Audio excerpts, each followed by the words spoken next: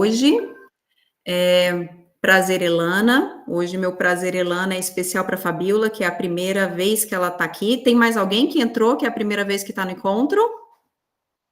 Ou que não me conhece ainda, que chegou mais tarde, não escutou minha apresentação? Mas, como de costume, eu vou fazer uma apresentação trazendo aqui alguns outros detalhes da minha vida para quem já estava escutando aqui das outras vezes. Então, prazer, Elana.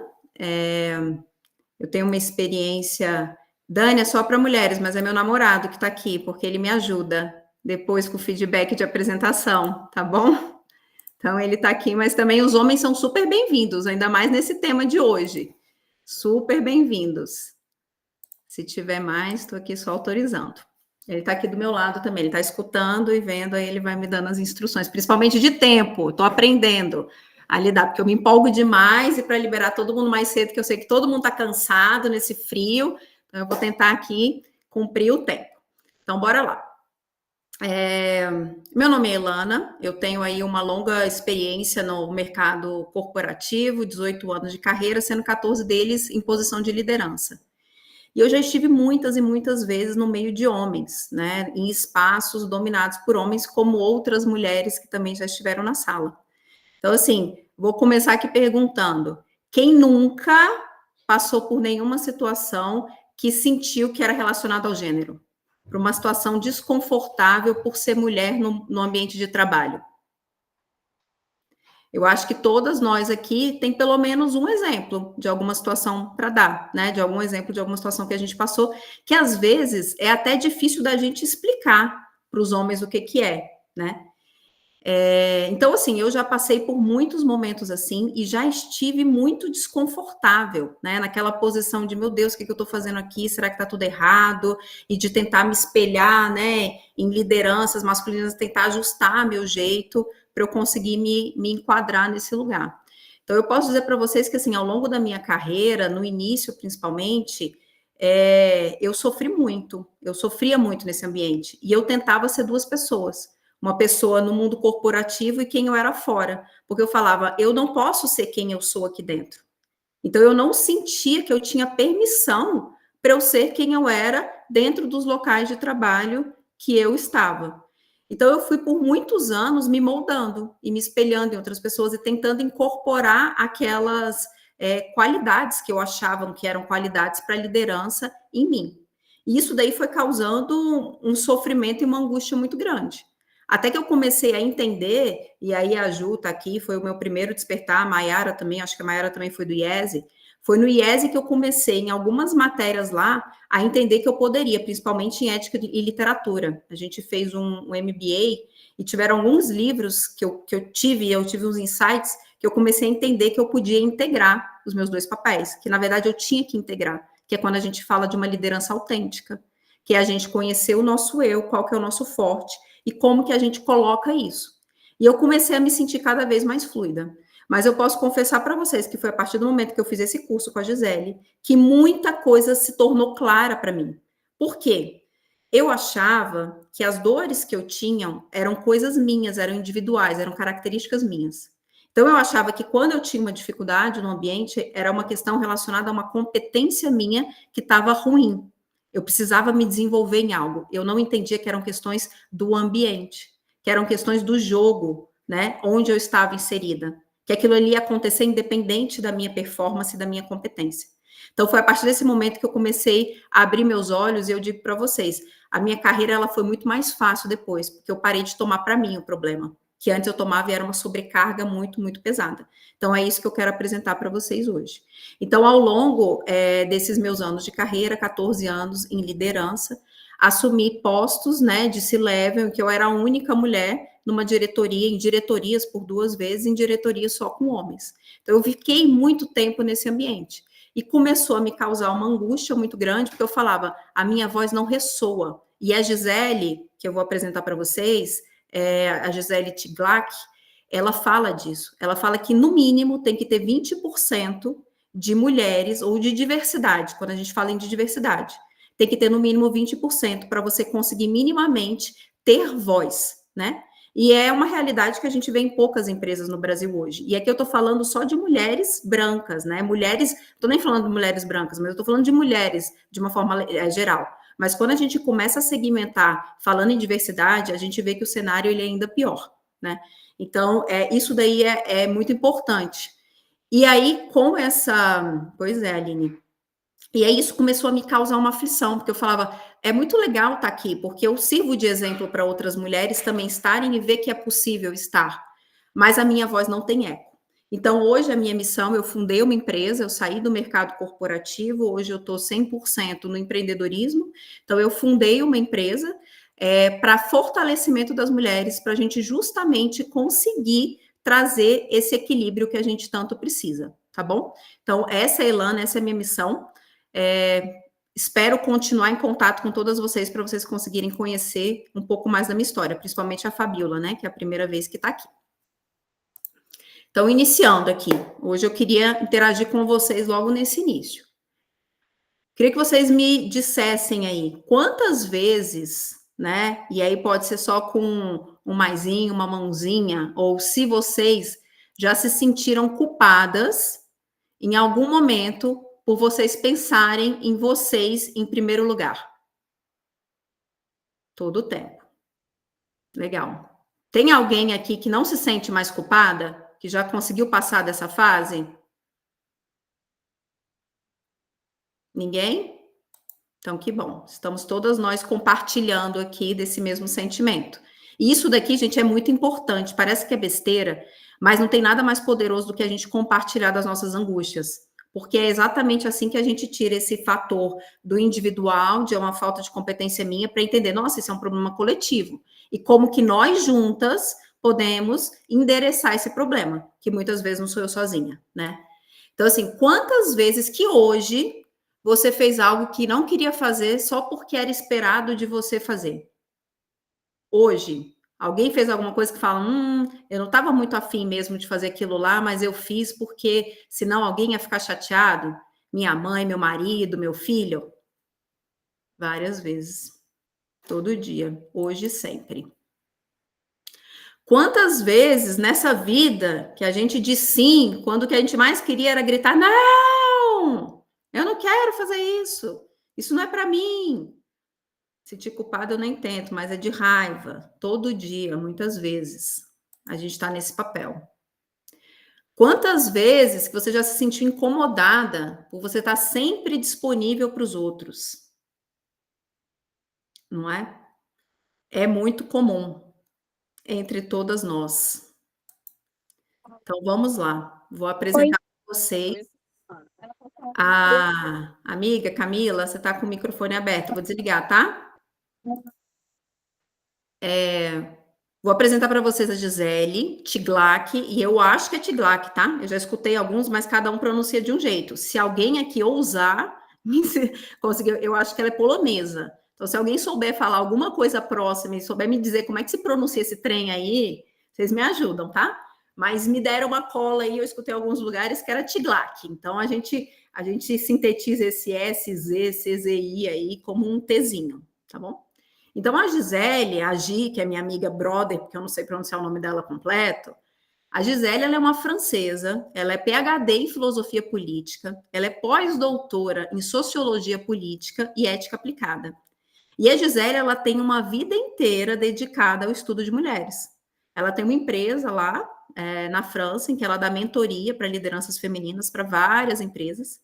E é a coisa mais linda do mundo, porque eu tive a oportunidade de fazer o curso dela aqui no Brasil, e ela passa por vários países. Então, assim, ela dá muito curso em Marrocos, na França, ela dá no Reino Unido e tal. E ela vem falando da similaridade das mulheres nos lugares. É lógico que tem um aspecto cultural, mas as dores, em várias proporções, são similares. Então, às vezes, você vai falar isso aqui e fala, gente, mas na França é assim também? Sim, é assim. E ela vem explicando por quê. Então, é muito legal, porque a gente vai tendo uma visão aqui, ó, mais ampla, né, de um contexto mais geral em que as mulheres estão inseridas, tá bom?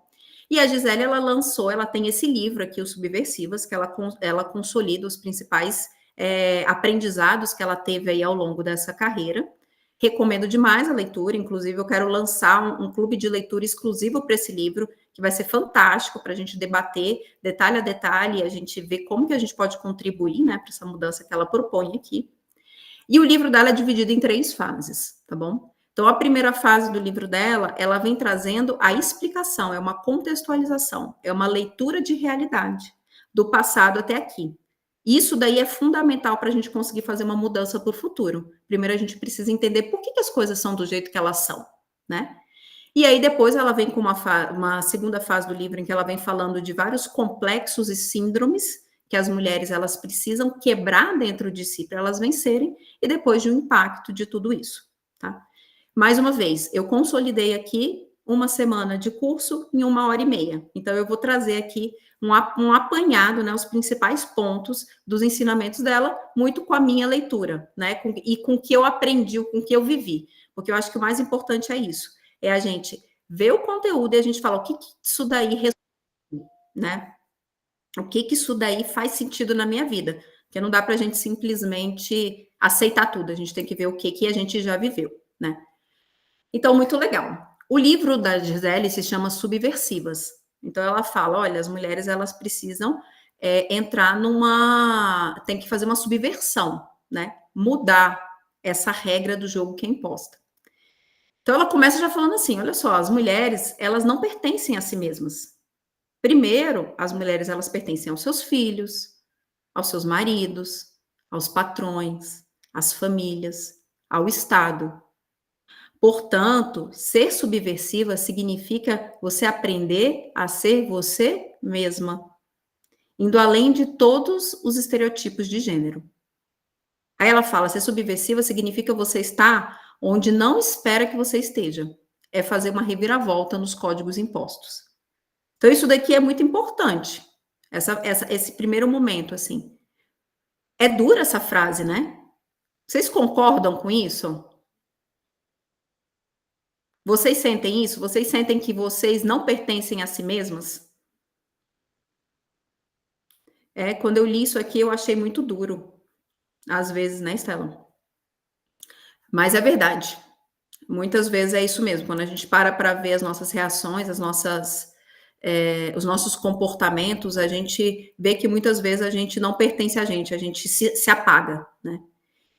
E a Gisele, ela vem explicando que existe uma diferença entre homens e mulheres, mas que essa diferença entre homens e mulheres, ela não é uma diferença genética.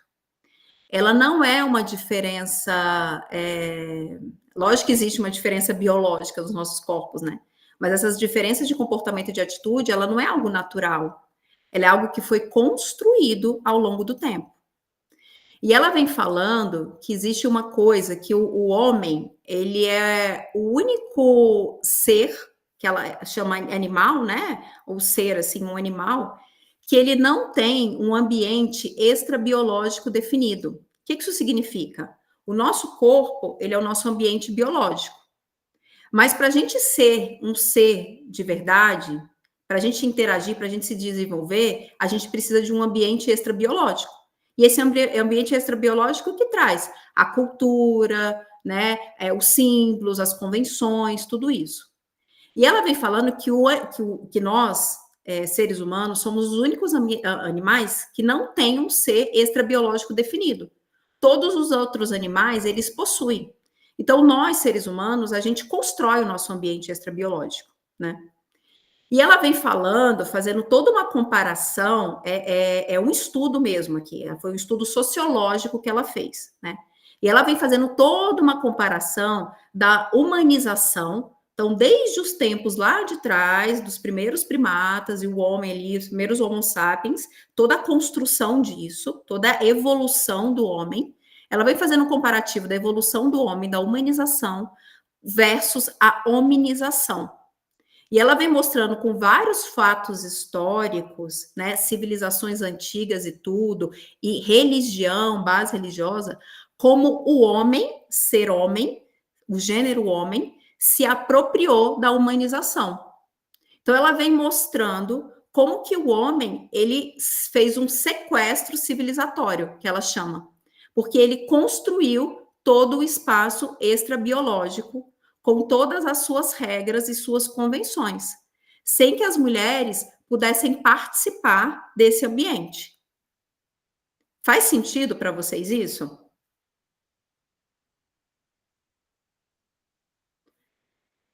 É um pouco assim, não é uma coisa comum que a gente escuta, né? Porque muitas vezes a gente acha que essa diferença que existe entre os papéis parece bem extremo, né, Virginia? Parece que a diferença entre os papéis que tem entre homem e mulher, a gente às vezes acha que é uma coisa natural, que é uma coisa genética, que são características de um lado, do outro e tudo. Mas muito disso não foram, as mulheres não foram solidárias. Então, o que a Gisele ela explica, aí a gente vai passar para o próximo. Eu vou fazer esse aqui, aí eu faço uma introdução da outra, como é que ela explica que aconteceu esse movimento, tá? Ela fala aqui que esse sequestro civilizatório, ele foi um processo histórico pelo qual o homem se apropriou da construção da civilização. E aí ele excluiu a mulher da esfera pública, né? A gente entra aqui no próximo slide, que ela vai explicando como é que é a origem disso. Então, ela vem trazendo um paralelo desde lá de trás, da origem da civilização grega. E ela traz mitos, histórias da Grécia e tudo, que ela foi falando que foi dividindo a civilização, né, os espaços, no espaço público e no espaço privado. E aí, houve uma convenção social em que os homens, eles ficaram no espaço público, o espaço externo, enquanto as mulheres ficaram no espaço privado, que seria o espaço interno. E a partir deste momento, começou a ter um movimento de domesticação das mulheres. Ah, foi algo malvado, né? Ela até fala assim, não é uma culpa do homem. Aqui a gente está falando de um contexto histórico, que tinha uma outra realidade, que tinham outras necessidades. Às vezes lá atrás, com todo o contexto que tinha, fazia sentido os homens estarem lá mais livres, indo, e as mulheres dentro de casa, eventualmente até por uma questão de segurança. Não sei, não dá para gente. Eu não tenho, né, esse estudo, eu trago muito apanhado dela justamente porque eu não aprofundei nesse estudo sociológico. Mas ela vem trazendo isso e ela não traz nada como se fosse algo malvado do homem. É uma questão de contexto lá de trás, é um contexto histórico. O problema é esse mesmo contexto histórico ele ser carregado até os dias de hoje, sem ele ser revisado e sem ele ser entendido. Então, quando a gente olha para as leis antigas, muitas das leis religiosas mesmo, a gente vê que tinha regras lá atrás que naquele contexto, para aquele povo, elas faziam muito sentido. Elas traziam humanidade. Só que a partir de um momento que a gente vai evoluindo, a gente tem que ir revisitando as regras, porque elas não são mais necessárias num novo contexto. E nesse aspecto aqui, tem muita coisa que a gente ainda, claro que a gente já melhorou muito. Se a gente for pensar no cenário das nossas avós para o que a gente vive hoje, já evoluiu muito. Mas ainda tem muito que evoluir. E ela coloca que é muito importante a gente entender esse contexto, para a gente justamente ir observando no dia a dia, a gente vendo o que é natural do feminino e da mulher e o que foi uma regra social construída para nos colocar no ambiente.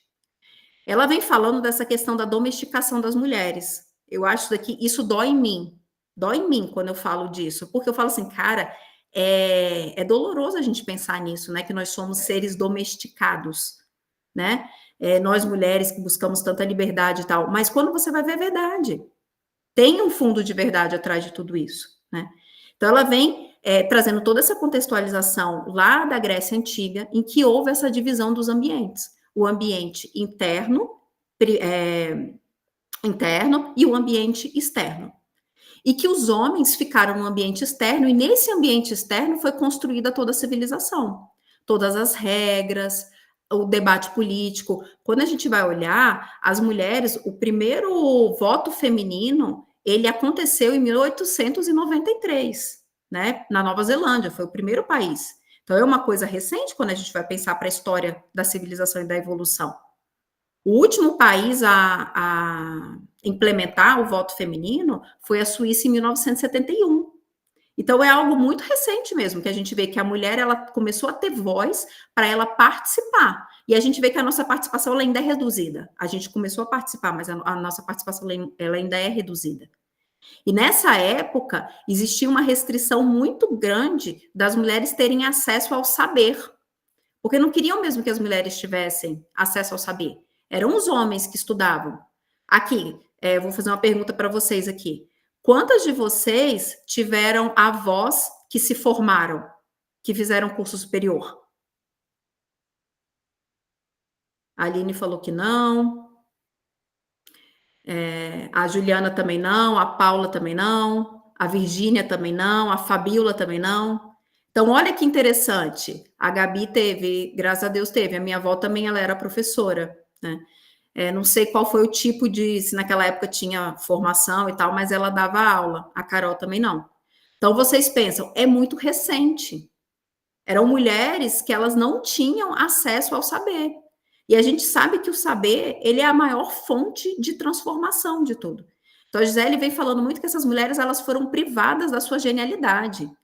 E ela traz no livro uma coisa muito interessante, que naquela época, uma mulher que ela era muito genial, que ela tinha algo muito, muito grande para entregar na sociedade, ela era tida como uma mulher que era disruptiva, artista, criativa. Como que essa mulher era vista lá atrás? Como uma bruxa. O que acontecia com as bruxas? Elas eram queimadas, elas eram tidas como loucas. Então era isso mesmo. Então, quando histéricas, ela fala da origem da palavra histeria, que antigamente eles achavam que o útero da mulher ficava solto no corpo. E essa histeria ela é relacionada a isso, ao movimento do útero. Então, eles chamavam a mulher de histérica, porque eles achavam que o útero da mulher estava subindo e vindo para a cabeça. E essa história continuou, né? Então, quando a gente olha, ela traz muito isso também dos nossos livros. A gente não tinha referência nos nossos livros de mulheres. Mulheres, artistas, cientistas e tudo. É tudo homem, homem, homem, homem. Isso daí é essa formação cultural que ela coloca. Esse sequestro civilizatório. É uma civilização que ela foi construída e arquitetada pelos homens para servir aos homens, os modelos dos homens, com o olhar dos homens, porque é a visão que eles têm, né? E isso daí vem sendo replicado ao longo dos anos. Então, essa questão aí da mulher que era louca bruxa, quando a gente olha, a gente fala, gente, só tem artista homem. Mas por quê? Porque uma mulher que era artista antigamente, ela ia ser internada, ela ia ser tida como louca, ou ela ia ser queimada na fogueira, isso há pouco tempo. Então, essas mulheres, elas não tiveram nenhum espaço de voz para colocar sua genialidade no mundo, né? Então, é daqui que ela parte, tá? E aqui a gente traz os dados que comprovam isso que ela colocou, da domesticação da mulher. Então, ela chama que as mulheres, ela fala que as mulheres foram colocadas num parque temático. Esse parque temático é todo esse espaço que foi criado onde a gente pode desenvolver. Olha, você vai cuidar da casa, tudo isso daqui é atributo seu.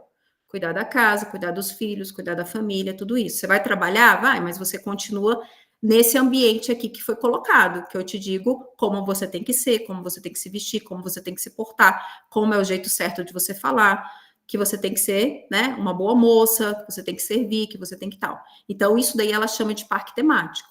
E ela fala que a subversão é justamente você entender os limites desse parque temático que você foi posto e você tomar a coragem para você ultrapassar essas barreiras, né? Aí aqui nesse slide comprova justamente aquilo que a gente estava falando do parque temático da domesticação. Até hoje, isso daqui já é um dado muito evoluído, porque se a gente fosse olhar, minha avó teve 14 filhos, era um filho atrás do outro. Ela vivia para ter filhos e para cuidar da família. Então, era 100% do tempo para isso, e os afazeres domésticos era só isso. Então, a gente já enxerga uma evolução ao longo do tempo, não tem como negar, né? Mas, assim, 86% das mulheres ainda se sentem completamente sobrecarregadas. Alguém aqui não se sente sobrecarregada? Por ter múltiplas funções? Né? Não adianta nem perguntar se alguém se sente, porque é a pergunta inversa mesmo. Então, assim, 83% das mulheres vivem uma jornada dupla de trabalho. Os homens ajudam, é lógico, mas, assim, ainda existe uma sobrecarga e uma expectativa muito grande em relação a nós, como se para nós fosse uma obrigação e para eles é uma ajuda, é um favor que nos faz cuidar do lar que todos nós vivemos, né? Então, assim, as mulheres ainda continuam aqui com uma dedicação muito maior aos afazeres domésticos do que os homens. E o que isso significa? Que a gente tem menos tempo para dedicar para o nosso saber, para o nosso conhecimento, para o nosso descanso, porque é a partir do descanso e da pausa que a gente consegue ser efetivamente criativa e inovar no nosso trabalho, e para dedicar a nossa vida profissional. Então, aqui mostra que a gente ainda continua naquela corrida, né, atrás. A gente ainda continua ali, largando algumas posições atrás nessa corrida que a gente está. Então, é importante a gente ter essa consciência, tá? Legal. Qual que é o objetivo final da subversão que ela traz? E isso daqui eu acho mais fantástico. A Gisele, ela fala que, assim, a gente precisa disso. Primeiro que ela fala que foi uma construção. Então, ela traz, olha, o que a gente vive hoje, o papel da mulher, ela brinca muito que a mulher, ela não tem no DNA um gene de passar roupa. Ela fala, gente, deixa eu contar para vocês, ninguém tem no DNA um gene de passar roupa, um gene de saber tudo que está faltando na geladeira, um gene de saber aonde as coisas estão guardadas dentro de casa. A mulher não tem isso. Isso daí não é genético. Isso foi uma construção que trouxe para ela todas essas responsabilidades, né? Como se o que tem na geladeira é mais importante do que eu estar trabalhando ali na minha pesquisa, que pode trazer um impacto para a sociedade muito maior.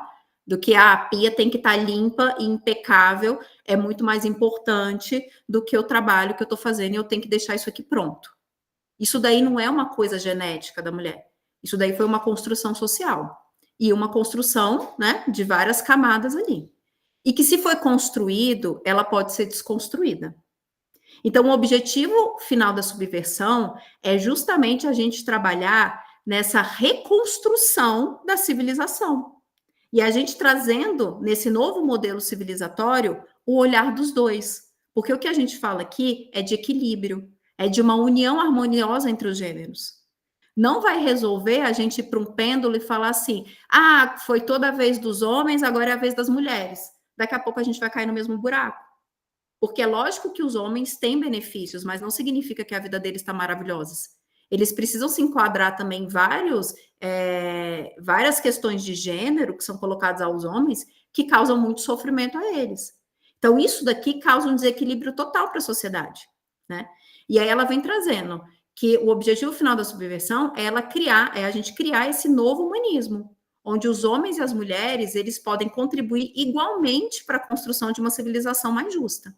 Então, a gente começar a pensar nessa reconstrução.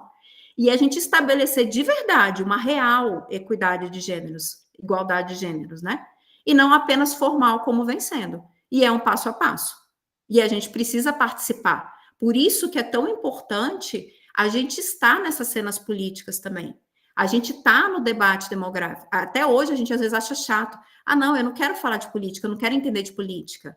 Não importa meu voto, não importa a minha participação.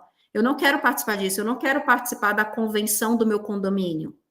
Aí deixa só para os homens participarem. Se continuar, a gente continua com o mesmo modelo. Tudo parte daqui. Então, é muito para despertar o nosso olhar também de falar, pô, eu preciso contribuir nessa reconstrução do meu ambiente de trabalho, das regras da minha casa, na educação do meu filho, como as coisas funcionam na escola, no meu trabalho, porque é a partir daí que a gente começa a criar uma nova regra social, né? Para uma transformação completa da sociedade, para a gente ter algo que seja sustentável. Faz sentido para vocês isso daqui? Legal. E aí eu amo essa frase dela, porque ela fala assim: eu não sou feminista porque eu sou uma humanista. Ou ela fala: eu sou feminista porque eu sou uma humanista. Eu sou uma humanista porque eu sou uma universalista. E eu acredito em um humanismo coletivo e inclusivo, onde os homens e as mulheres podem criar as bases de uma outra civilização. Então eu acho maravilhoso, porque o que ela está falando aqui? De humanidade. A gente não está falando de. E ela coloca o tempo todo: os homens eles precisam estar nesse discurso, eles precisam estar nesse diálogo, e os homens estão sofrendo tanto quanto a gente. Mas eles também não sabem o que fazer. E aí, muitas vezes, a gente conversa sobre isso, aí fica, ah, mas qual que é a solução? Gente, se a solução fosse instantânea, todo mundo já teria aplicado. É uma questão que está todo mundo. Primeira coisa é você tomar consciência do problema. E aí a gente vai fazendo o nosso melhor para a gente ir mudando. Mas a gente também tem que ter a consciência de que isso daqui são anos de civilização desse jeito. E aí, para a gente mudar, vai levar um tempo também. Então, a gente tem que ter paciência e resiliência e a gente ir mudando dentro da nossa consciência aqui, trabalhando dentro do nosso ambiente. Porque é aquilo, às vezes a gente desiste, falar é tão grande que não adianta, eu vou fazer isso aqui agora, mas eu não vou me beneficiar disso. E às vezes não. Eu não sei, de verdade, se a gente vai ver essa civilização equilibrada desse jeito. Talvez vão ser os nossos filhos. Mas que bom que os nossos filhos vão ter algo muito melhor do que nós tivemos. Assim como nós temos algo melhor do que os nossos avós tiveram. Porque hoje a gente tem a possibilidade de ter conhecimento. A pergunta que eu fiz aqui, se alguém tem avó que se formou, ninguém se manifestou. Agora eu tenho certeza que todo mundo que está nessa sala tem graduação, tem um emprego, é formado, né? Então a gente vê como a gente já evoluiu e como a gente pode deixar ainda um cenário melhor para as próximas gerações que estão vindo. E aí, quais são os pré-requisitos que ela traz para a subversão? A primeira é esse aqui que a gente está fazendo, que a gente tem uma compreensão clara da realidade social. Então, é a gente entender. Se a gente não entende isso, que isso não está no nosso gene, que é uma convenção social, que foi uma construção, todas essas expectativas, todos esses papéis que foram criados, ela fala que as mulheres, elas são atrizes na vida, porque nunca deixaram a gente ser quem a gente é. Impuseram para a gente todos os papéis.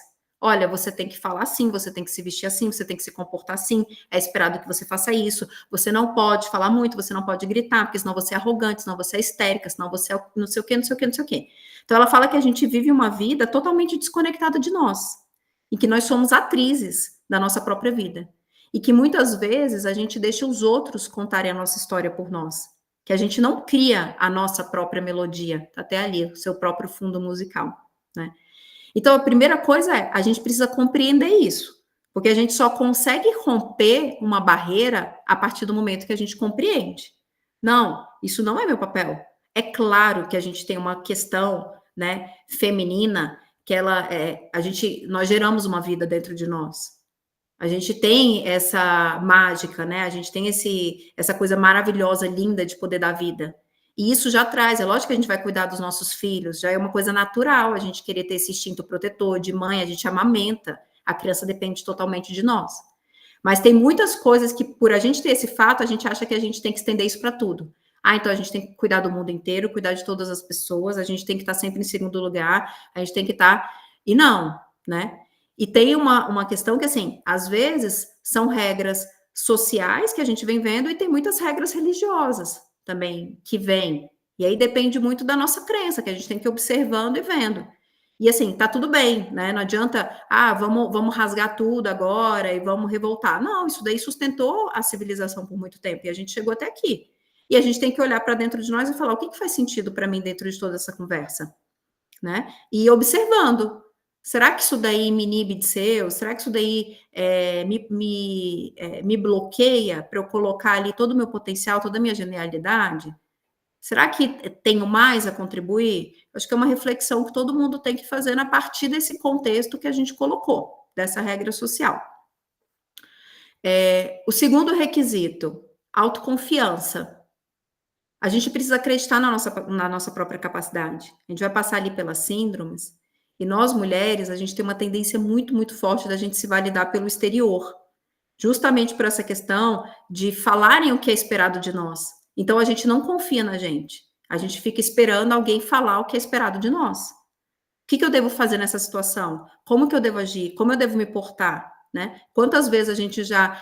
deixa eu olhar, né, para um homem, para uma autoridade, para ver se eu posso falar, se o meu gesto está correto, como que eu devo agir, né? E isso daí faz com que a gente caia num buraco de muita insegurança em relação a nós.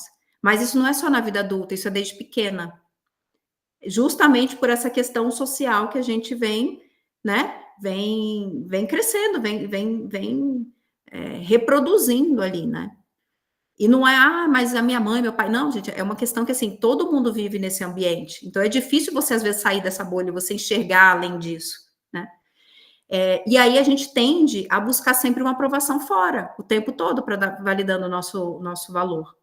E um outro ponto que ela traz muito interessante é a questão da arquitetura do mundo. Ela fala, todos os negócios, as escolas, tudo foi construída por homens e para receber homens. Agora que as mulheres estão chegando. Então, a gente chega num lugar em qual a gente não foi arquiteto da obra. Então, a gente, às vezes, não se sente bem lá dentro, a gente não se sente pertencente, a gente está num ambiente estranho, com regras estranhas, que não se enquadram no que a gente sente, no nosso perceber. E isso faz com que a gente continue buscando aprovação externa, porque a gente está ali, a gente fala, ai meu Deus, será que eu estou indo bem nesse lugar? Que lugar estranho, será que está tudo certo? E aí a gente fica muito, muito dependente dessa questão externa. Isso é muito ruim. Então ela traz, né?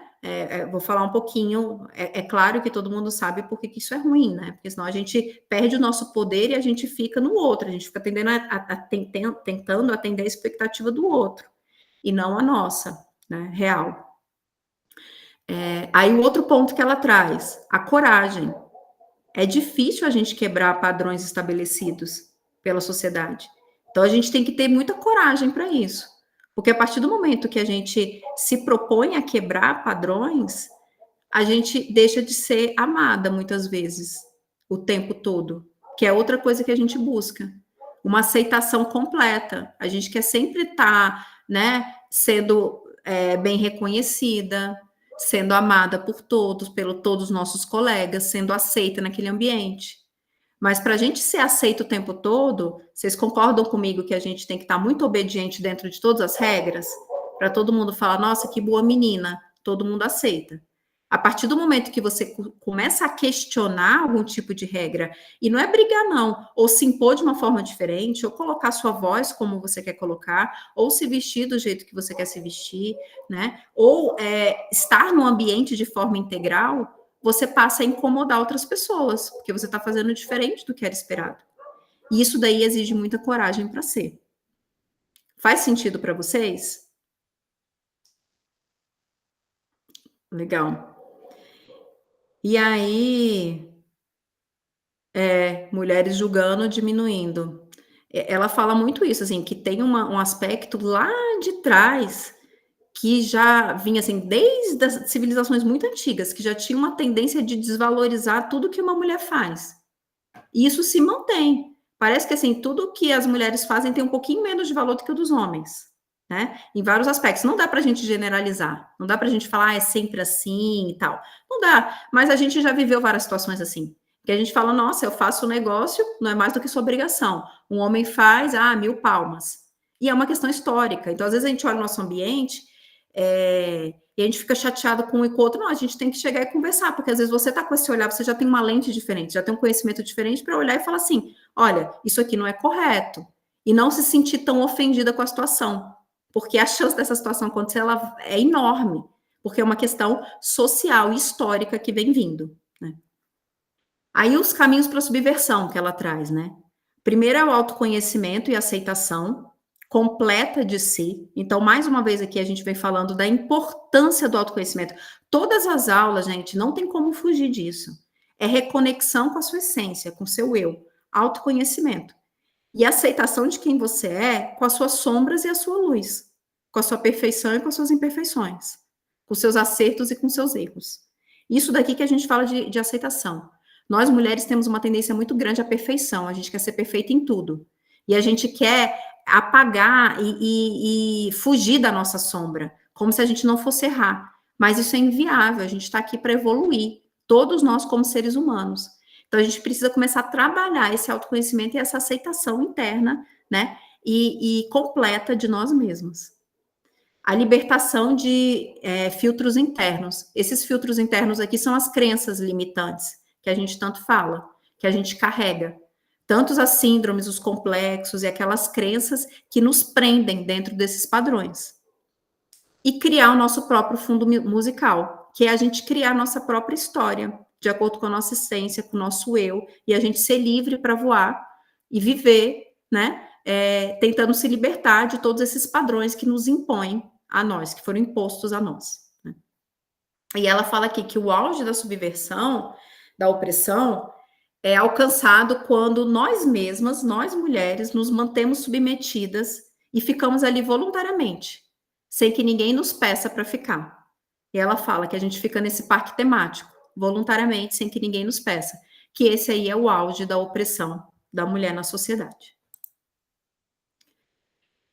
Aí ela vem entrando aqui nas dimensões da subversão. Ela traz duas dimensões, uma dimensão individual e uma dimensão coletiva. A dimensão individual, ela vem falando de um egoísmo positivo. O egoísmo, ele é uma palavra muito dura, uma palavra negativa, né? Quando a gente vê, a gente fala, ai, gente, você é egoísta, quando que ser egoísta é bom? E às vezes a gente perde todo um discurso, uma discussão legal, pelos múltiplos, a gente desvirtuar os temas que são colocados, né? Os conceitos que são colocados. Então, quando a gente fala aqui de um egoísmo positivo, a gente não está falando de, agora tudo é para mim, e vamos do 8 a 80. Eu vivi uma vida cedendo, cuidando, né, priorizando as necessidades dos outros, e agora eu vou simplesmente virar as costas para o universo todo, para tudo, para minha família, para o meu filho, e eu vou viver só dos meus prazeres e do meu eu. Não é isso que a gente está falando aqui de egoísmo positivo. O que a gente está falando de egoísmo positivo é de uma priorização das suas necessidades. É você ter permissão para acessar a sua essência, para você acessar suas necessidades. E você perguntar assim, gente, o que eu preciso? O que eu gosto? Eu preciso de descanso nesse momento. E você conseguir dizer um não. E falar assim, não, eu não posso fazer isso, eu preciso de descanso nesse momento. É alguém te pedir algo no trabalho, né? Paula, que eu estou vendo aqui. Paulinha, você pode preparar aí todo o coffee break para reunião? Eu tive reuniões de trabalho já, que eu cheguei lá, ia começar a reunião, o pessoal falou assim, Elana, você pode ir lá passar o café para gente? E eu não ia participar da reunião? E aí eu ia passar o café para todo mundo, eu ia ficar fora da reunião, sendo que era uma reunião de trabalho que eu também tinha que estar envolvida? E aí a gente entender e falar assim, não, eu não posso passar o café nesse momento, eu tenho que estar aqui participando da reunião junto com vocês. Então, isso daqui é uma priorização de si mesma. É a gente começar a falar, não, a minha carreira também importa, eu também tenho que estar nessa sala, eu tenho que sentar nessa mesa também, eu também tenho que discutir, né? É a gente dentro de casa falar assim, você pode fazer isso agora por mim? Eu falar, não, nesse momento eu não posso, mas em outro momento eu posso, mas agora eu tenho que descansar, né? É a gente não estar disponível o tempo todo. Ela traz esse conceito de open bar, é a gente romper o papel de open bar. Ela fala que nós mulheres, a gente se coloca sempre à disposição para os outros se servirem da gente. E que a gente está sempre ali aberta. Você pode fazer tal coisa para mim? Você pode resolver tal coisa para mim? A gente está sempre dando sim, sim, sim, sim, sim para todo mundo e colocando as nossas prioridades, as nossas necessidades em último lugar, querendo ser a mulher povo, querendo fazer tudo. Ela chama de mulher Shiva, que tem 1000 braços, que quer fazer tudo para agradar todo mundo, porque a gente busca uma perfeição, um reconhecimento e uma aceitação e um amor incondicional de todo mundo, né? E que é uma coisa, mais uma vez, cultural e que foi criada. Que isso daí não está no nosso gene. É uma construção da civilização. Então ela fala que a gente não tem como a gente exercer a nossa genialidade, a nossa criatividade, o nosso talento, se a gente sempre der prioridade aos outros. Então, esse ponto aqui é um ponto que vale muito a reflexão individual de cada uma, né? Será que eu consigo praticar esse egoísmo positivo? O que isso significa para mim? É virar as costas? Porque às vezes também a gente vai para um outro extremo, aí a gente cai num outro poço de frustração, porque ninguém vive sozinho. A gente se desenvolve cuidando dos outros, das interações dos outros, mas tudo tem limite. Então, aqui esse egoísmo positivo é encontrar esse meio do caminho, esse limite. E aí a gente entra numa dimensão coletiva, que ela fala, né? Que é a sororidade. A Gisele, ela comenta que não existe, não tem como a gente ter sucesso sozinhas. Que as mulheres, elas precisam se unir. E mais uma vez ela vem explicando que toda essa questão da competição, e isso eu escuto muito, né? Competição entre mulheres. E eu já vivi muito competição entre mulheres também. Isso tudo foi criado. Eu já falei, acho que foi no primeiro encontro que eu comentei. As mulheres, elas têm uma questão natural nossa de conviver em comunidade, de conviver juntas. Quando a gente olha lá para trás, eram os momentos que as mulheres têm mais felicidade, quando a gente está junta num grupo de amigas, conversando, rindo, trocando, né? Aquelas mulheres que ficam na beira do rio, lavando roupas e cantando músicas e músicas e se divertindo, e aquelas que se apoiam. E acredito que você já devem ter vivido essa experiência, de trabalhar numa sala com muitas mulheres e quando vê tá todo o ciclo menstrual ajustado, começa todo mundo a menstruar junto. Vocês já tiveram essa experiência? Alguém? Ou mulheres que moram na mesma casa, todo mundo menstrua junto. Então, assim, todo mundo chorando, passando ali pelas mesmas dificuldades, todo mundo de TPM, comendo chocolate, vem uma com a caixa de bombom, acaba, porque tá todo mundo de TPM junto. Então, assim, é um negócio que as mulheres, elas nasceram para estar juntas, para estarem colaborando. E, mais uma vez, teve uma construção social que criou entre nós essa questão da competição. Competição por beleza, concursos e mais concursos, para ver quem que é melhor, quem que é mais bonita, quem que é mais desejada, para ser escolhida no baile. E isso vai criando uma competição. Só que isso daí só nos enfraquece. Por quê? Porque qualquer mudança que a gente queira ter na sociedade pressupõe a gente ter colaboração entre nós. Uma subiu é puxar as outras. Uma está com dificuldade é ajudar. Uma sofreu alguma questão no trabalho é a outra dar a mão e apoiar. Uma teve sua voz apagada é a outra puxar e falar: não, vamos escutar o que fulano tem a dizer. Então é esse papel aqui da gente fazer essa construção. E os homens, eles trabalham muito bem juntos, né? Eu costumo falar que, assim, homem, ele... assim, eu pedi para vocês depois fazerem um exercício, começar a reparar. Uma reunião é igual um jogo de futebol. Eles ficam passando a bola entre eles ali, para todo mundo, no final, fazer um gol ali e o time vence. Existe uma competição individual fortíssima, só que é entre eles. E é tipo assim, olha só, aqui a gente fecha o nosso grupo. E a gente vê isso muito claro na política, né? Às vezes eles brigam entre partidos, quando você vai numa churrascaria, tá todo mundo na mesma mesa comendo. Porque, tipo assim, olha, aqui a gente briga, mas esse espaço a gente tem que defender juntos. Porque esse espaço aqui, esse território, ninguém pode entrar. Então a gente disputa aqui dentro, mas esse território todo mundo defende junto. E isso daí é muito forte. Eles têm ali uma irmandade muito grande. E nós, mulheres, precisamos também construir essa irmandade juntas, né? E aí é um processo individual de reflexão. Exatamente, Gabi. A gente foi estimulado, foi uma questão social, porque isso enfraquece as mulheres. Porque todo mundo sabe, gente, mulher unida, mulher junta, é assim, revoluciona.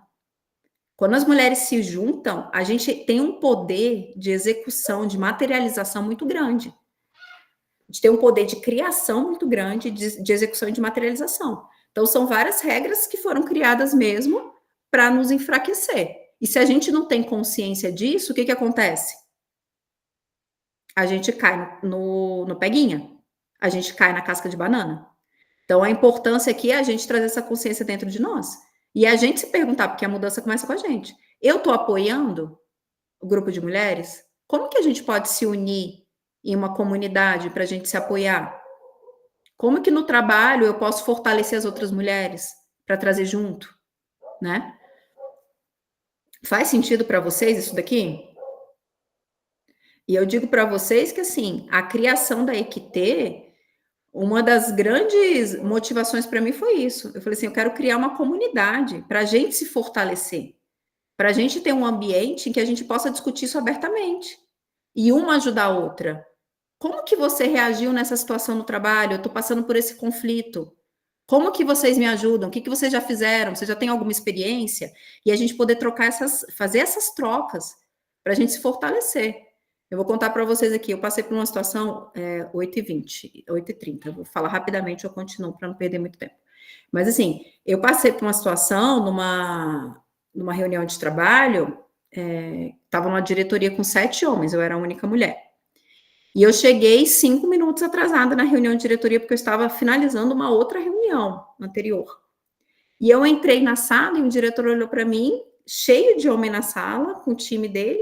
Ele olhou para mim e falou assim: Elana, você se atrasou? Estava retocando sua maquiagem? Quando que um homem ia falar isso para outro homem? E aí o time inteiro dele começou a rir.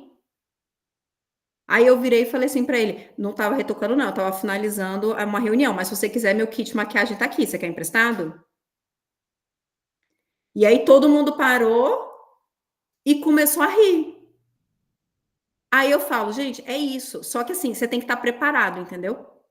Porque eu já vinha com várias coisinhas assim na minha cabeça de você tem que ter isso na ponta da língua. É treinar mesmo. É ter treino, assim. Algumas coisas você fala assim, gente, se isso acontecer, como é que eu reajo? Como é que eu falo? Você tem que ter sangue frio. Porque naquela hora eu devo ter ficado um pimentão de vermelha, de raiva. Aí ele se calou, ele ficou morrendo de vergonha. E ele era gaúcho, preconceito. Gente, desculpa, tá? Não é generalizando, mas assim, gaúcho costuma ser mais machista ainda, né? E ele é gaúcho, machista, assim. Então ele veio falar, eu sabia que tinha ali aquela pitadinha de tipo assim, querer dar uma diminuída, né? Aí ele se calou, ele ficou sem graça, ele não esperava que eu ia responder daquele jeito. E aí, enfim, continuou uma reunião, não tem nada demais. Mas são questões que a gente precisa estar tá junto. E só tinha uma mulher na sala. E na hora ela olhou para mim e ficou tipo assim, sabe? Dando aquela piscadinha de, nossa, boa. Mas, enfim.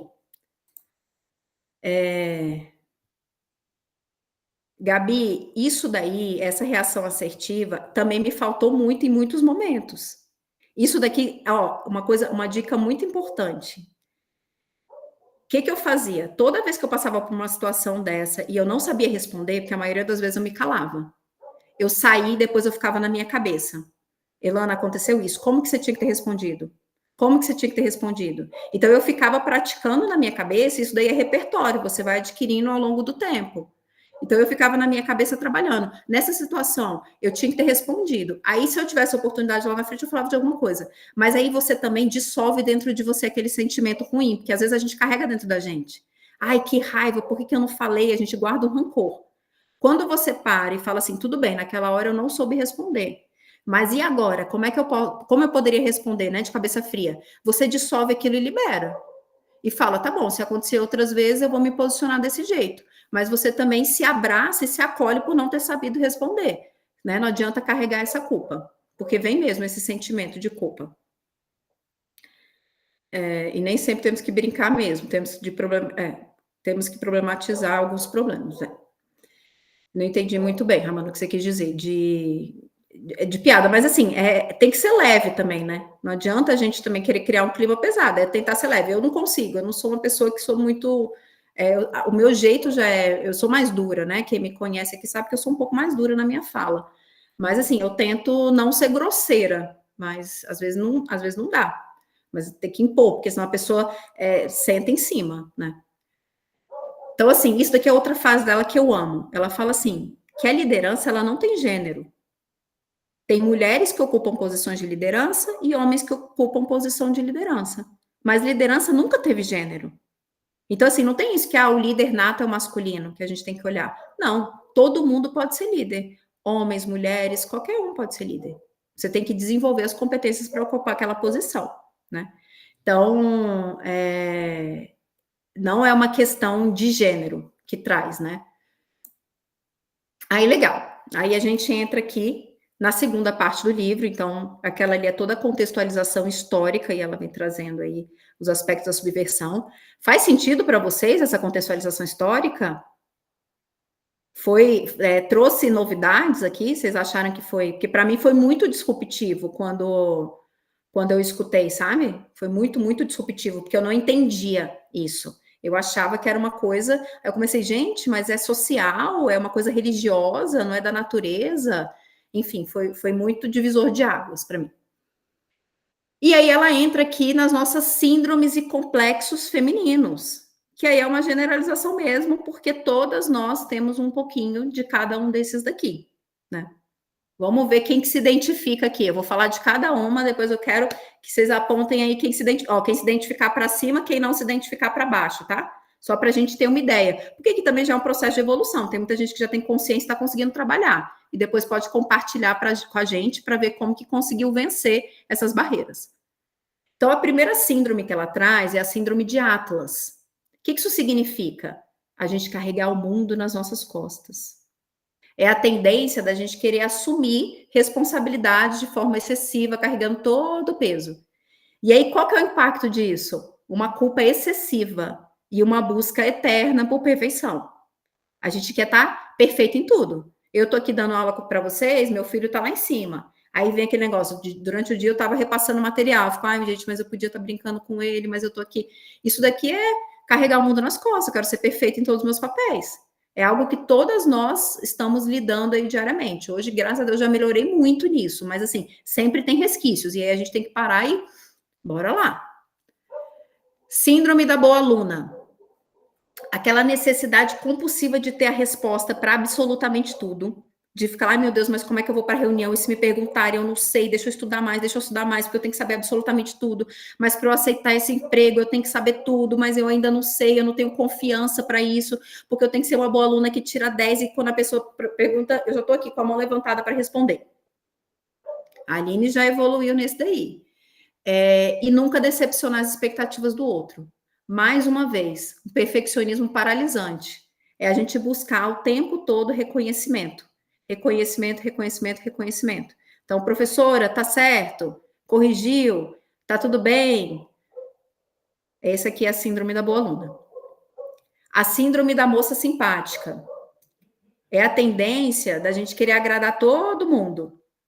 Buscar ser amada, ser aceita em todos os ambientes que a gente está, né? Não, a gente não parte para o confronto nas situações, a gente fica sempre na sombra. Quando acontece alguma coisa, a gente cede o nosso lugar. Ah, não, pode ir, vai você. É melhor para você, né? Tá agradado, mas se eu falar, a pessoa pode não gostar. É a gente querer tanto ser amada que a gente corre o risco de se apagar. Perde oportunidades. Que a gente está sempre cedendo lugar para o outro, está sempre, não, vai você, eu tô aqui, pode deixar, eu sustento todo o peso, eu sustento todo o peso. A síndrome da impostora, que é muito, muito, muito falado, né? Que é aquela sensação persistente da gente não estar no lugar certo. E aí, a Gisele, ela fala que a síndrome da impostora todas nós temos, justamente porque a gente que não arquitetou o mundo. A gente está sempre se sentindo desconfortável, porque a regra do jogo, ela não foi criada por nós. É aquilo. Cara, quem que criou a regra de você fazer networking tomando uísque, fumando charuto, num bar, 8 horas da noite? Quem que criou essa regra? Homens. Um dia eu tava conversando com um cara, ele falou assim, nossa, eu fui participar de um evento feminino, e eu assisti a palestra, e eu fiquei sentado lá atrás, eu falei assim, meu Deus, eu nunca tinha parado para pensar nisso. E era um painel, uma roda de mulheres executivas, e elas estavam falando disso. Elas, nossa, quando a gente é convidada, tipo, para ir para um happy hour 8 horas da noite, já vem na cabeça, ai meu Deus, mas meu filho, onde é que eu vou deixar? Não vai dar tempo de contratar babá, eu vou deixar na casa de quem? Será que meu marido vai ficar chateado porque eu vou pro bar à noite com homens que ele não conhece? Vai ter briga em casa? Tudo isso vem na cabeça da mulher, por um simples happy hour, que ela precisa ir para ela fazer networking, para ela socializar, para ela, né, se destacar, para ela, enfim, que são as regras que foram criadas. E aí esse cara tava falando, eu nunca parei para pensar nisso, porque quando o pessoal falava, vamos para um happy hour, eu só falava sim. Aí ele falou, eu nunca tinha pensado nesse peso. Aí elas falando, pô, e quando tem que viajar, que tem que voltar no sábado? Aí a criança, que eu não vou ficar, que é o dia de levar, de não sei o quê. Aí ele, mais uma vez, ele falou, nossa, eu nunca pensei nisso. Com quem que meus filhos vão ficar no final de semana? Então, assim, como é que você fala? Cara, como é que ele nunca pensou nisso? Que a mulher dele tá ficando. Mas a gente tem que pensar o tempo todo. Então, é esse tipo de regra que ela fala. O mundo de negócios foi arquitetado pelos homens. Então, é natural que a gente não se sinta pertencente lá dentro, porque não foi a nossa regra. Mas ela coloca um outro ponto. Não tem como a gente mudar a regra do jogo sem a gente entrar no jogo. Então, a gente precisa se fortalecer para a gente entrar no jogo. E lá dentro, quando a gente tiver eco na nossa voz e sororidade entre nós, a gente começa a mudar o jogo. E isso já acontece muito. Nos lugares que eu estava, eu não tenho muito esse hábito de ir para happy hour, de negócio e tal. Eu vou bem pouco, assim, não é um negócio que eu gosto muito, porque eu faço questão de estar com meu filho mesmo, buscar na escola e tudo. E era algo que eu falava muitas vezes, não, vamos mudar para um almoço, porque para mim não dá e tal. Então a gente começa de alguma forma a tentar mudar a regra do jogo ali para adequar, né, às nossas necessidades. A síndrome da transparência. Nós mulheres temos uma necessidade a ter uma lealdade muito forte e querer falar tudo o tempo todo e justificar. Então a gente vou afastar aqui a luzinha que tá queimando minha cara, vou ficar bronzeada aqui. A gente vai pro trabalho. Agora, acabei de fazer exatamente isso. Síndrome da transparência. Para que eu fui falar que eu estava afastando a luz? daqui que tá queimando minha cara, eu podia ter só afastado a luz. Aí é uma necessidade enorme de justificar o meu movimento para vocês, né? Então, assim, eu acabei de fazer isso. Ah, tô aqui com vocês, vou compartilhar porque que eu tô afastando minha mão. Não precisava ter falado isso. Mas a gente tem essa necessidade automático. Então, assim, eu tô no trabalho, aí eu falo, nossa, eu preciso sair mais cedo porque minha mãe tá doente, eu tenho que levar minha mãe na consulta, e aí eu tenho que pegar o cachorro depois, e meu gato tá doente, e não sei o quê, não sei o quê, não sei o quê. O que que acontece? Primeiro que a pessoa não quer saber. Segundo, que isso daí já vai guardando um monte de coisa dela para lá na frente, falar, pô, mas como é que eu vou promover ela? A mãe dela tá doente. E às vezes, assim, não tem nada a ver, sua mãe já melhorou, já tudo, aí fala, ah, não, mas aí a mãe vive doente, ela não vai conseguir ter o comprometimento todo. E da mesma forma, a mãe do homem também fica doente, só que ele não fala no ambiente de trabalho. Ele não fala isso o tempo todo. Então, aqui ela traz essa síndrome da transparência, ela vem falando cultivar o seu jardim secreto. Tem coisas da sua intimidade que você não precisa abrir para todo mundo o tempo todo. Você vai falar, olha, eu preciso sair mais cedo. Você pergunta, eu tenho uma consulta médica, tenho que resolver alguma coisa. Mas você não precisa abrir o detalhe para todo mundo, achando que você tem que ser uma caixa aberta, né? Ela fala muito isso, que a gente acha que a gente tem que ser uma caixa completamente aberta, que a nossa vida ela tem que ter total transparência para todo mundo. Então, esse daqui eu também acho super interessante de pensar. O que eu vou compartilhar no meu ambiente de trabalho? Até onde eu vou? Né? Até para nos proteger mesmo e a gente proteger as nossas ideias. Ela fala muito dessa questão das ideias também. Que a gente tem uma tendência de chegar e já falar todas as nossas ideias, ou falar, validar. Aí o que acontece? Acaba tendo apropriação aí de outras ideias, das nossas ideias no meio do caminho, o outro leva o crédito, porque é sempre o nós, né? Nunca sou eu. Nossa, foi a minha equipe que fez, nunca é a gente que tem o protagonismo, né? A gente sempre se coloca nesse lugar. Até justificar as decisões no trabalho, decidir assim, então, não, a gente não precisa disso tudo, né? Achando que, meu Deus, porque isso só joga contra nós. Muitas vezes a gente acha que é bom, mas acaba jogando contra nós. Síndrome da desistência. A síndrome da desistência, ela acaba sendo um somatório de tudo isso daqui. Porque a gente busca tanta perfeição, a gente busca tanto ser amada, a gente quer carregar o mundo nas nossas costas, que chega um momento que a gente fala assim, eu desisto. E essa síndrome da desistência, ela é o que eu mais vejo no ambiente de trabalho, assim.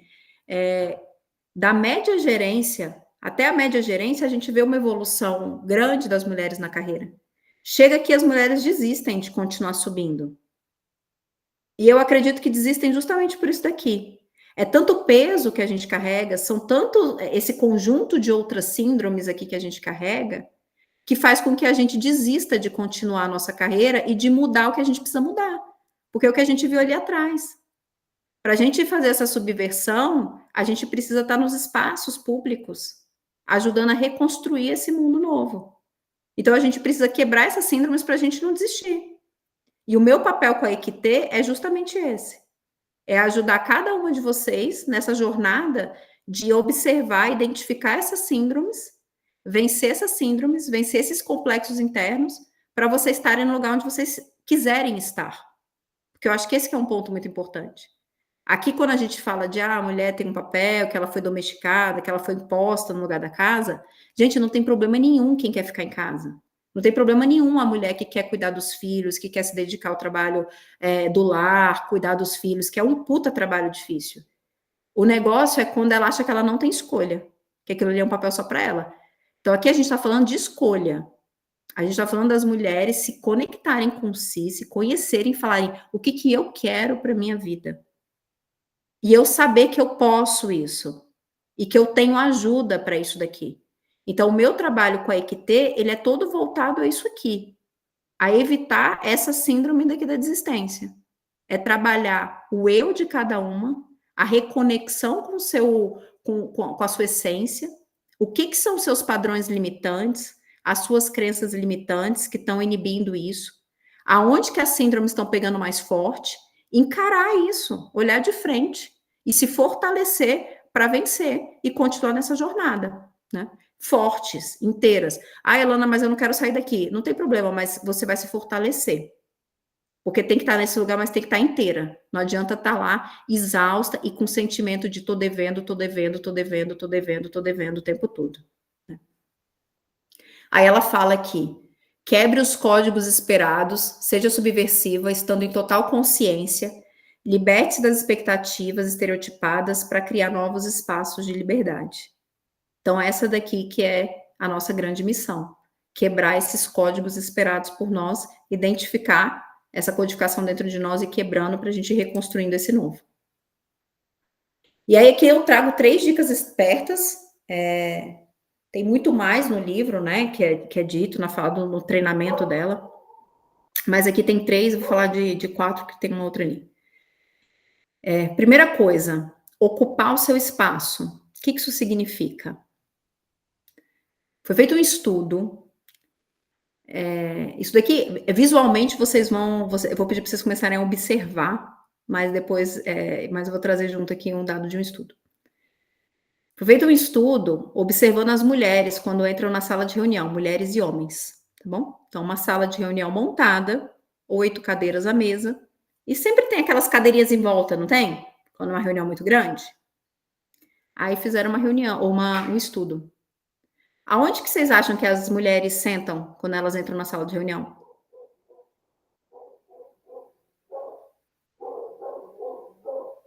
Alguém ousa responder aí? Meio no canto, meio escondido, no fundo. Exatamente. As mulheres, elas entram na sala de reunião e elas, normalmente, se tem cadeira fora da mesa, elas sentam fora da mesa. Se não tem cadeira, elas vão sentar no cantinho. Vai ficar bem assim. Então, quando ela fala em ocupar seu lugar no espaço, a primeira coisa é isso. Ela até brinca, ela fala, gente, vocês têm que usar vermelho, para todo mundo ver. Chega de vermelho, usa roupa, não tem esse negócio de ficar ali escondidinha e tal. Chega chegando e você tem que sentar no seu lugar da mesa. Você tá lá para decidir, você é uma gerente, você é uma diretora, você vai sentar no melhor lugar da mesa. Então são coisas que assim na cabeça de um homem você não vê esse comportamento de forma alguma. Ele vai chegar, ele vai sentar no melhor lugar, ele chegou primeiro. Por que ele não vai sentar no melhor lugar? Então começa por aqui nessa reflexão mesmo física. E aí depois você vai ocupar seu lugar com a sua voz, com seus gestos, com seu trabalho. Mas tudo começa no físico. Então é começar a chegar agora e observar e falar assim, cara, eu vou sentar no melhor lugar da mesa, porque eu posso. E se dá permissão para isso. Porque muitas vezes a gente não se dá permissão, ninguém pede para a gente não sentar lá. A gente que se sente mal e não se dá permissão. Aí a outra é construir a sua própria lenda. A gente escrever a nossa própria narrativa da nossa história, sem deixar que outras pessoas definam quem nós somos. Quantas vezes a gente deixa o outro contar a história por nós? E a gente fica ali, ó.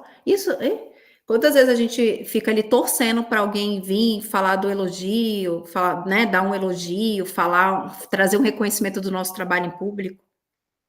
Quantas vezes a gente fica aguardando ali, nossa, tomara que fulano fale do trabalho, ele fala, nossa, porque a equipe tal entregou aquele trabalho, foi fantástico, parabéns a Elana. Aí só assim, por quê? Porque a gente não tem coragem de contar a nossa própria história.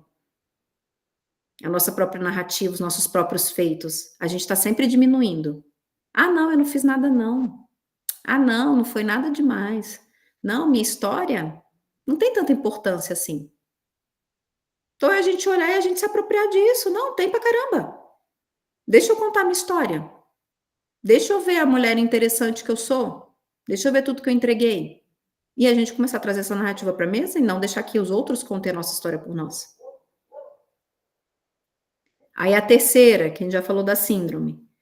Para de se justificar. A gente fica o tempo todo se justificando. Renunciar à necessidade de ser amada. Ela fala, não tem como a gente ser subversiva, a gente está nesse ambiente, a gente ser nós mesmas, se a gente não renunciar a 2 coisas. Primeiro, necessidade de perfeição. Nós não somos perfeitas. Nós somos humanas, simples assim. Todos os seres humanos carregam luz e sombra dentro de si. Perfeição e imperfeição. E a gente tem que aceitar todos os lados.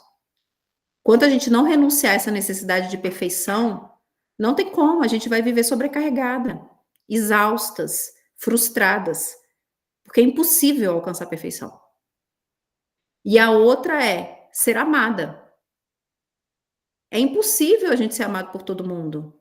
Tem sempre alguém que não vai gostar da gente, porque não depende de nós, né. Então ela fala: "A primeira coisa é, a gente precisa começar a aprender a ser odiada, a que não gostem da gente, e tá tudo bem, e você não me define, não é o outro que define meu valor", né. Eu vou trazer muito sobre isso no próximo encontro, falando sobre essa questão de valor interno, como suporte para desafiar para a gente enfrentar esses conflitos complexos. Então isso daqui é muito, muito importante, né. É um processo, Gabi, é muito difícil, porque a gente quer ser a boa moça, né, a gente tem essa síndrome muito forte.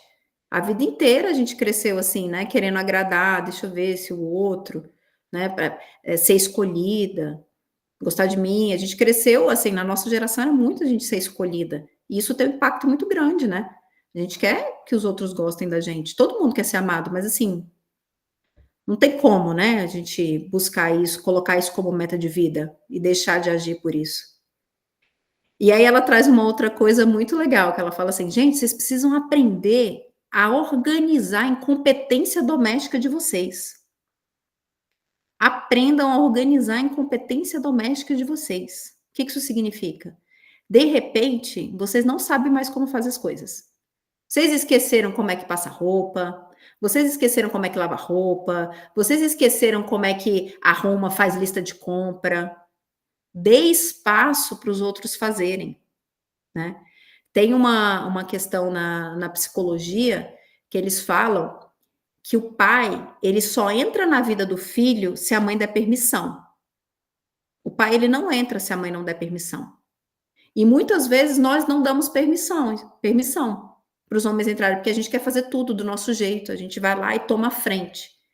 Então, esse organizar a incompetência doméstica é em todos os níveis da nossa vida a gente passar a dar permissão. Então, deixa a pessoa fazer. Ela traz o exemplo de conta de luz, né? Ela fala assim: se é o seu marido que tem que pagar a conta de luz e ele esqueceu de pagar a conta de luz, deixa acabar a luz em casa. Depois acende de novo. Mas no dia que a luz acabar, ele vai aprender que ele tem que pagar a conta. Não adianta você querer ficar o tempo todo controlando tudo. Então, deixa as coisas saírem do controle por um período e vocês vão ver a mágica que acontece. Começa a se organizar de alguma forma. Ah, vai ser exatamente do jeito que vocês querem? Não. Aí você tem que vir com os outros. Perfeição e ser amada. Então, é um combo que tem que vir junto, que a gente precisa ir desconstruindo, né? E ela fala: quando te pedirem para assumir uma tarefa, você pode responder: olha, eu não sei fazer isso. Mesmo que você saiba, faça menos. E eu posso lhe assegurar que o mundo não vai acabar por conta disso. Então é um trabalho que a gente vê que é muito individual mesmo. Não é o mundo que vai mudar, não são os outros que vão deixar de pedir as coisas pra gente. A gente fez a vida inteira. Todo mundo vai continuar pedindo, todo mundo vai continuar esperando que a gente faça. A postura ela tem que a mudança vem por onde? Por nós. A gente que tem que adotar uma postura diferente a partir desse conhecimento. Faz sentido para vocês?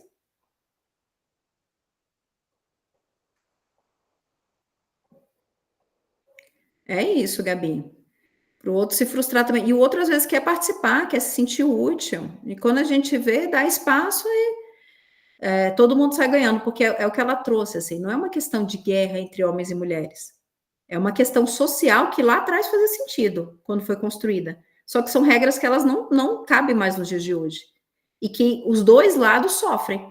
Porque o homem também quer demonstrar o sentimento dele, o homem também quer participar. O homem também quer estar incluso ali dentro da família, né, da relação, do cuidado dos filhos, cada vez mais. Então é uma mudança que é coletiva, para todos, né. E aí ela finaliza, né, a subversão ela é uma revolução, obviamente, mas ela não é uma revolução que se faz com armas. Ela é uma revolução que se faz com a arte sutil da gente não fazer aquilo que esperam de nós.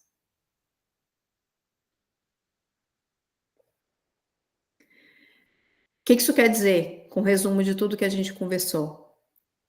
É a arte da gente entender que é nosso, o que faz sentido para nós, o que são todos esses papéis que eu executo, eu falo, pô, esse papel aqui, ele ressoa com a essência da Ilana, ele faz sentido, eu quero fazer por prazer. E tudo aquilo que eu faço por obrigação, por uma simples convenção coletiva de que é esperado que eu faça. E que eu faço porque eu quero ser amada. E aí a subversão é a gente tomar essa consciência e entender e falar, não, a partir de agora, esse tempo que eu gasto com isso daqui, eu vou dedicar a outra coisa que me potencializa. Eu vou dedicar ao meu estudo, eu vou dedicar a minha carreira. Eu vou fazer até o limite que eu acho que é razoável para mim. Aí isso traz uma paz, traz um bem-estar. A gente começa a dizer não para muitas coisas. A gente começa a reduzir aquela sobrecarga de querer carregar o mundo inteiro nas nossas costas. E a gente começa a devolver as nossas obrigações a quem é de direito. Então, a subversão é isso, a gente olhar e falar assim, o que eu carrego que é meu e o que eu carrego que é dos outros, que é a expectativa dos outros ao meu redor. E a gente começar a dividir, devolver o que é de direito e potencializar o nosso. Porque a gente tem um grande trabalho a fazer pela frente. É isso, meninas. Espero que tenham gostado. Algum comentário final? Alguém quer falar alguma coisa? Não, palminhas, palminhas. Tá bom, acho que vocês espero que tenha sido útil esse conteúdo para vocês. Pode falar, Paulinha. Eu só quero compartilhar uma anotação que eu fiz, né, enquanto você estava falando, que essa parte das mulheres se unirem e estarem juntas é muito importante, porque essa trajetória do egoísmo positivo que você trouxe é muito solitária. E a culpa dói muito, e a gente começa a se sentir desconfortável nos ambientes, porque a gente já não cabe mais neles. E esse tipo de espaço que você criou, Elana, é muito importante para a gente sentir que não está tão sozinha na jornada, sabe? E aí eu anotei sobre isso, que eu tenho terapia daqui 5 minutos, e eu vou levar o tema, porque é muito importante que a gente tenha espaços para compartilhar essas dores e as dores desse processo de crescimento, né? Então, eu queria te agradecer por abrir esse espaço para nós, que são mulheres incríveis, que provavelmente a gente não se conheceria, né? São mulheres de vários lugares do Brasil, e acho muito importante a gente estar aqui falando sobre isso. Obrigada. Ai, Paulinha, eu que agradeço. E assim, compartilho totalmente da sua visão. Assim, a Paulinha, ela estava comigo no meu último trabalho e ela me acompanhou aí, assim, não acompanhou, né? Mas viu essa minha mudança, né? Que eu saí de um mundo para o outro aqui. E eu fiz toda essa mudança por causa disso, porque eu acredito que a gente tem que criar esses espaços, né? Para a gente discutir isso e como é importante a gente compartilhar essa visão. Eu falei, gente, eu tenho aqui uma trajetória grande de trabalho, muita experiência, por que não eu criar esse espaço e começar a compartilhar isso? Como que eu cheguei, como que eu fiz, o que foram os meus aprendizados, então, foi o que eu falei no início da conversa, né? Esse curso aqui da Gisele, eu trouxe aqui um apanhado, depois eu vou abrir um clube de leitura, espero contar com a presença de todas vocês, vou compartilhar, para a gente lendo o livro juntas, e a gente discutindo e trazendo questões práticas mesmo, a gente abrir e trazer mesmo para reflexão cada um desses pontos, porque é muito solitário mesmo, Paulinha, e traz culpa, e traz dor. E quando a gente compartilha, a gente vai criando e se fortalecendo dentro desse grupo, né? Então, assim, isso daqui é um dos aprendizados que eu tive ao longo da minha carreira que me ajudaram muito e que eu quis compartilhar com vocês. Então, espero continuar nessa jornada, essa é a minha missão com a IQT, né? Vamos ter mais um encontro aí, que é o Desconstruindo uma Mentalidade de Crescimento. Vou falar muito dessa questão de pertencimento, de valor interno, da importância da gente fortalecer, né, nos fortalecer e a gente cada vez mais ir reduzindo o nosso valor pela métrica do outro, pelo reconhecimento do outro, né, a gente começar a ter mais essa apropriação do nosso valor. E conto com a presença de vocês na próxima. Autoestima é tudo, Dani. Amor próprio é tudo. E mais uma vez, para quem não me segue ainda, me seguir nas redes sociais. Agora eu estou assim, pedindo likes para vocês irem acompanhando meu trabalho, compartilhar com amigas. A gente precisa aumentar esse grupo aqui, Eu tenho certeza que ele é um conteúdo útil para todas nós mulheres. Então, compartilhar com as amigas. E nos encontramos semana que vem. E mais uma vez, Dorelana. Ai, que bom, Fabiola. Muito legal. Te aguardo na próxima. Nos vemos terça que vem. E vamos conversando pelo grupo de WhatsApp. Beijo para vocês, boa noite. Olha, gente, 20h59. Hoje eu cumpri o horário. Hoje eu não extrapolei. Eu vou mandar para vocês a avaliação, tá bom? Se vocês puderem mandar. Ah, outra coisa, eu vou mandar a avaliação e eu vou mandar também um questionário. Se vocês puderem colocar alguns depoimentos, me ajuda muito, tá? Porque depois enfim, olha eu me justificando. Depoimentos. Se vocês puderem dar, agradeço muito, gente. Um beijo, boa noite. Tchau, tchau. Tchau. Tchau.